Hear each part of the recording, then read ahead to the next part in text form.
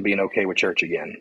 We never stopped going. I mean, I'm sure we missed a week here and there due to life, but we never stopped going because we didn't want to go. We were right back to where we were in square one, where we didn't want to go to church. Yeah.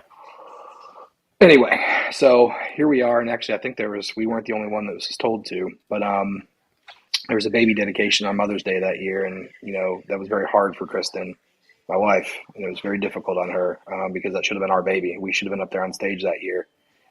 And right after that, I'll never forget it. We had not too long after the baby dedication, we had the first one that I had ever been to. We had our night of worship. Didn't want to go. I had no desire to go. Matter of fact, I had a sales appointment to go to that was almost a sure thing, and I was like, man, I can't go. I don't want to go. B, I can't go. We went anyway. And that night, not only us, but I do believe there was one other family. I don't know if I probably shouldn't call their name out, but Pastor Ben prayed over both of us at the time and said, God spoke to me, you both are going to be pregnant. And we're like, yeah, whatever. You kind of chalk it up as, sure, Yeah. okay. I mean, we've heard that before. Cool. Right. Well, at this time, we don't know what we don't know at the time. So with that, there was another member. We had our feels out. Maybe we're starting to come to the conclusion. Maybe my wife has some health problems that we're unaware of. Maybe we weren't meant to be biological parents. Maybe we should be looking outside of biology to have kids. So we throw the feelers out, adoption, because we don't have $30,000 to spend it to an agency. So anybody who knows somebody who has a baby who isn't ready, talk to your friends that are going by abortion clinic. Anybody, if there's somebody out there that is willing to bless us, we would gladly take the burden of parentship on for them. And there was somebody that kind of came to Stephanie, and we get towards the tail end of that, and no, this was an accident. I'm not in a position in my life to be a parent. Can't do it. We get all the way to the finish line, and about a couple weeks before it's time to do adoption stuff, that one falls out. And I remember telling myself, God, okay, I don't understand. I'm broken. There's a song that was Casting Crowns, I Praise You in the Storm, we were playing a lot on my playlist. I don't really know how it got there. All of a sudden it did. I remember playing that song a lot. And I talked to God, like, God, clearly you have a plan. I don't know what it is. I'm a control freak and I'm kind of broken in this. I don't know what to do. Clearly you have a plan. Could you please let me in on it? I mean, you keep telling us we're supposed to be parents. You've got all these people around us that are having kids that weren't prepared for them or don't necessarily want them and aren't ready to be parents, and you just keep telling us what kind of great parents we're supposed to be. What is going on here? Well, come to find out, we take a test the whole time during right after that prayer, we found out like 3 days later, my wife took a test and she was pregnant to our son now. So here it is. We lost technically baby number 4 or 5 at that point. I've kind of lost count between the adoption stuff and biologically, and we were pregnant with my now son, Mason. So I was like, that's when you say, I joke and say, I wish you give me the previews. The lessons I learned along the way to have the joy of seeing that boy come into this world, there's something I'll never forget. So that's, when I joke and say, I wish he sent me previews, I'm really kind of being sarcastic because the journey is what was awesome. What we learned on the journey has changed us into radically different people that can't be unchanged. To know that you can go through the most hurtful, hardest times of your life and get through them and maintain your bills and you're able to, when a lot of people are just programmed to quit, he gave us the strength to continue. We did have some financial situations going on through there where I was in between jobs, like the career I had going for 7 years, the job that brought me to Florida, management changes, things changed. I didn't want to be with the company anymore. And, all of a sudden, a buddy of mine, hey man, I ain't got time. I got a boat. If you sell it, I'll give you $5,000. Boom, that pays my bills for 3 months. So I'm looking for a job. Hey Jason, I got a car I need sold. I'll give you, X amount of dollars if you can get sold for me. Boom, here's money out of nowhere. I mean, it's literally it's falling out of the sky to help us keep our bills on. So fast forward to it. If I'd have known this was the ending to the story, the journey wouldn't have been the same.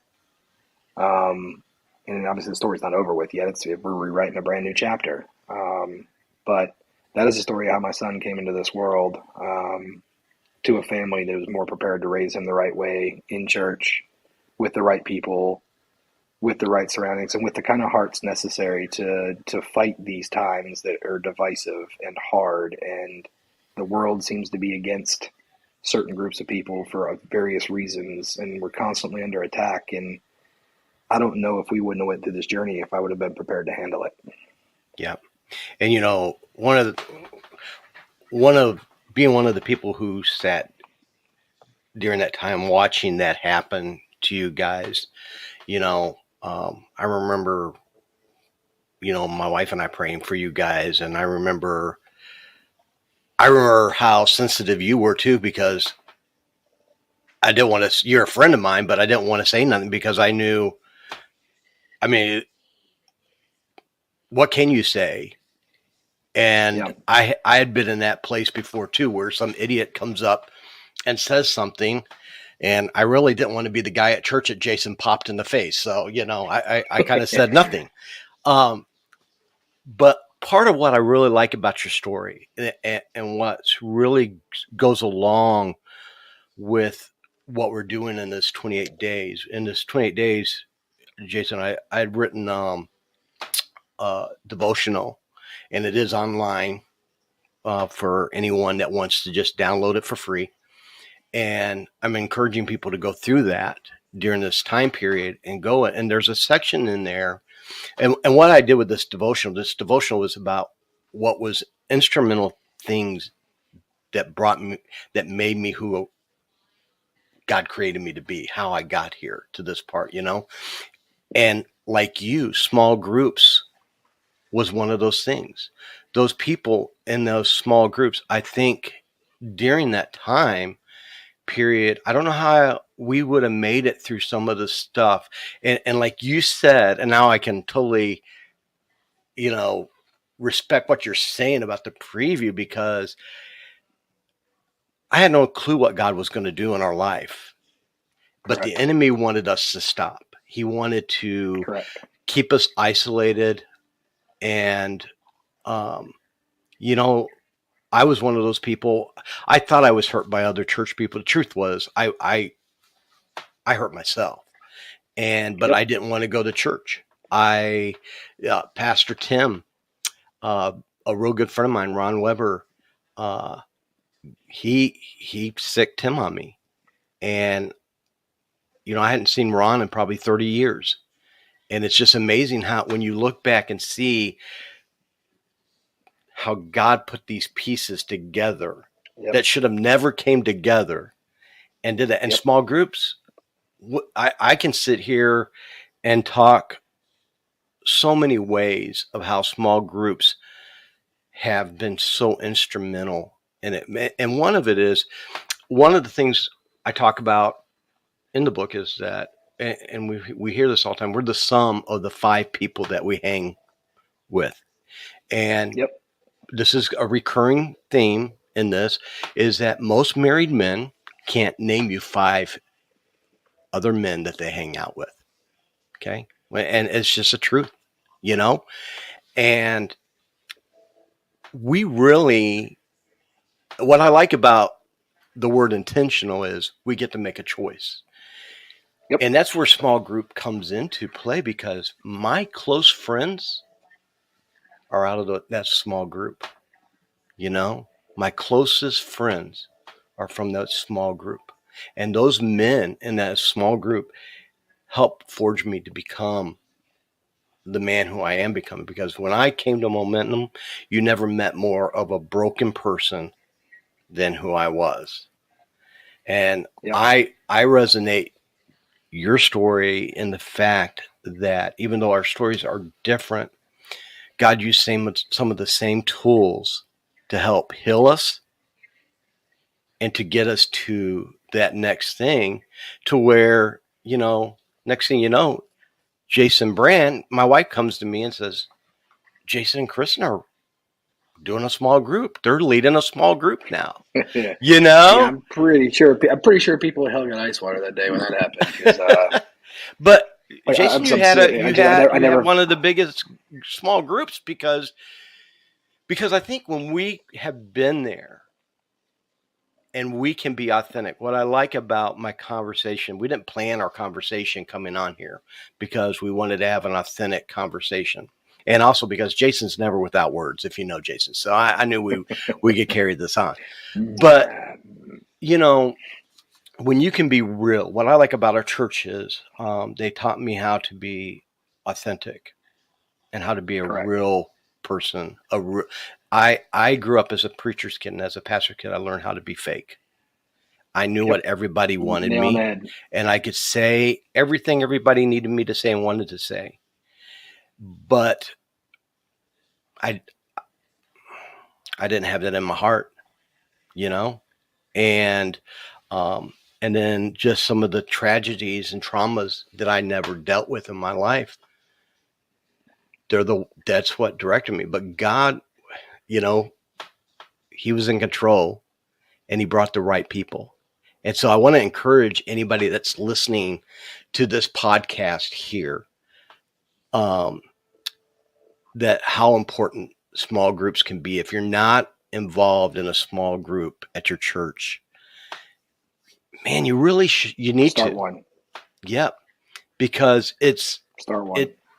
it's where I met my best friend, it's where, I remember, so we started in that group and we went through some financial thing, and there was a legal battle that came, and we were with the Medlands and the Cases, and we didn't have two pennies to rub together, and we had to come up with, um, I think it was $3,000, something like that. Might as well have been 100,000, and we were selling everything because it had to do with one of our kids, and you do anything for your kids, right? So we were selling everything. Yep. And I'll never forget them calling us and saying, listen, they had the rest of the money that we needed. They had gotten some bonus of this and that. And I remember that was one of the first nights when we hung up the phone with them. Me and Amber both fell. I mean, Jason, we fell to the floor, holding each other, sobbing, because that wasn't supposed to happen. That wasn't in my vision Mm-hmm. of what God was, of what was capable of happening. And I'm not saying go to small groups so they can pay your bills. But what I'm saying is those friendships met everything. And, that group started teaching, were the lessons they taught us. They planted the seeds that would long term down the road would be cultivated by someone else and plant, but Correct. I go back to them now and I'm like, we tithe and we do a bunch of stuff because of the conversations that we had in that first small group, and I think, we have Jason's story is there's so much to it that we need There's to, a lot we're leaving out. we need to come back for another session, but I think this is a great place to stop, because you not knowing, because I haven't fed anything to Jason, you have no clue that this is part of this 28-day challenge, that the subject that you're talking about is a part of that. And so I love to see how God can move. And here are two men that we never thought God would ever want to use. But because we went to a church, where no perfect people were allowed, and we were qualified. We were qualified for momentum. And we went there and they loved us,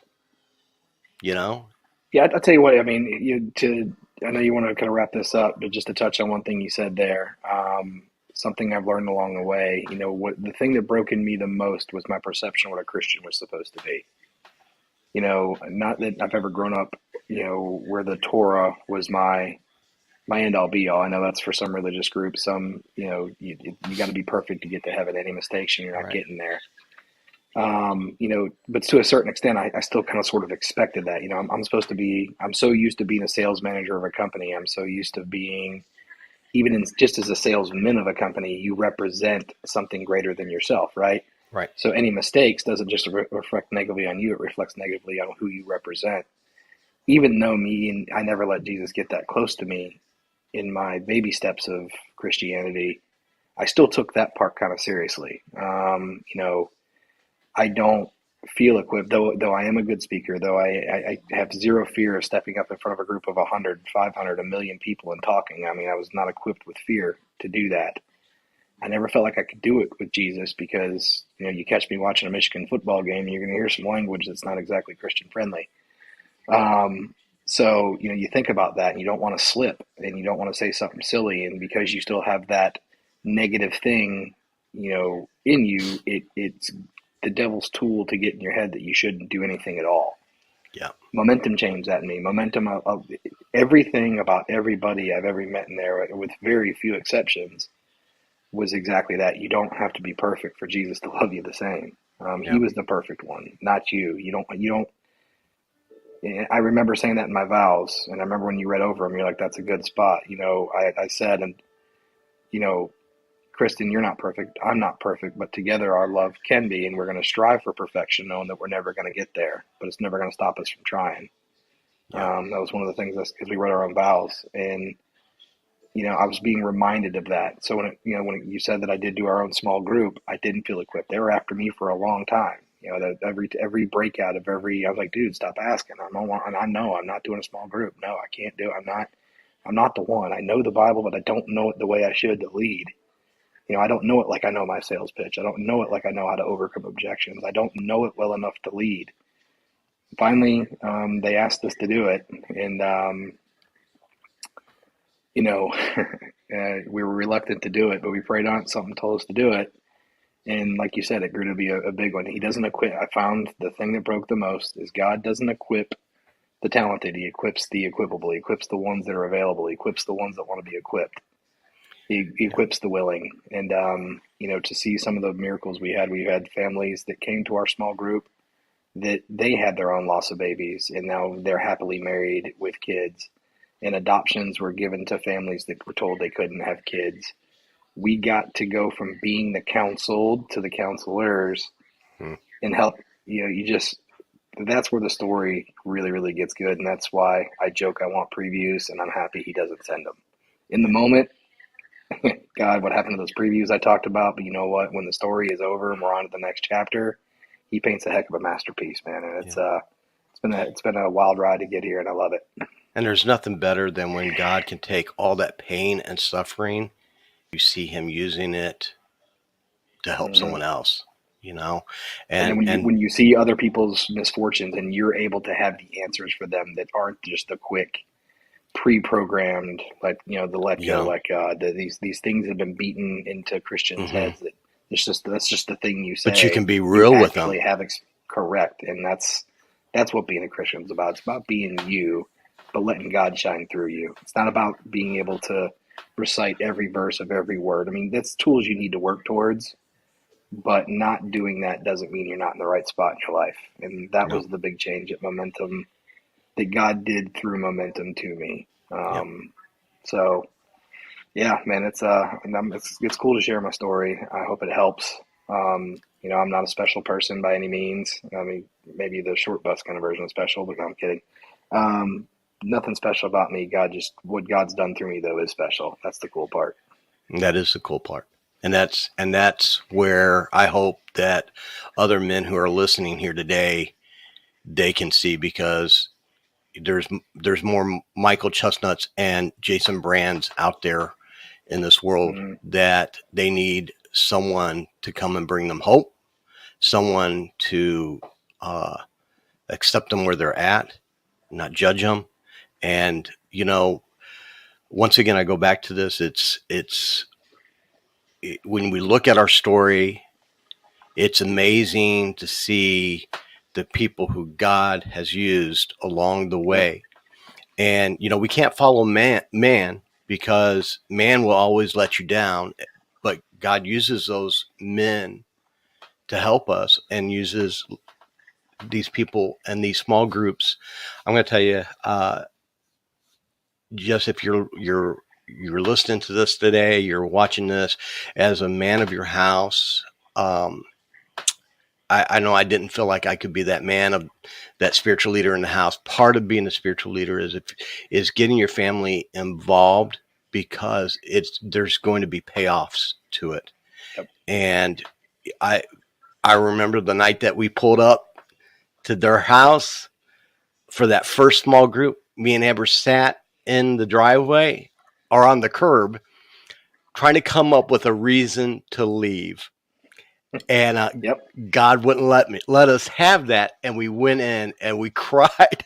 We cried our eyes out in that small group that night. And it was a holy moment. So I hope as everybody's listening to this, if you're in a church, Jason said this really well. If you're in a church that maybe doesn't have a small group, there's some churches that they don't have that. There's nothing to keep you from starting a small group with a bunch of men. And that's why the book that I wrote, it's called Intentional Man, that you can download. It is specifically for other men to do together, because we as men, that is one of the things we need to do together, is we need to grow in Christ. And we've helped. There's plenty of stories. I've got Blaine, who shared his story last week and how he helped me, and it's amazing. Blaine's one of those people from small group, so it's amazing. Jason, thank you so much. If nothing else on that, just real quick, we can definitely end it.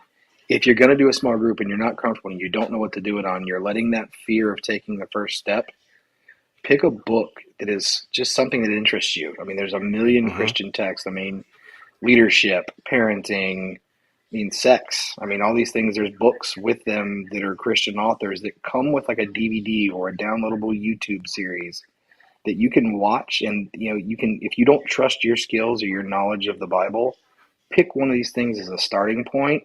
Let the video do the talking. Then you guys just talk about, get a text that has like a workbook that goes with it.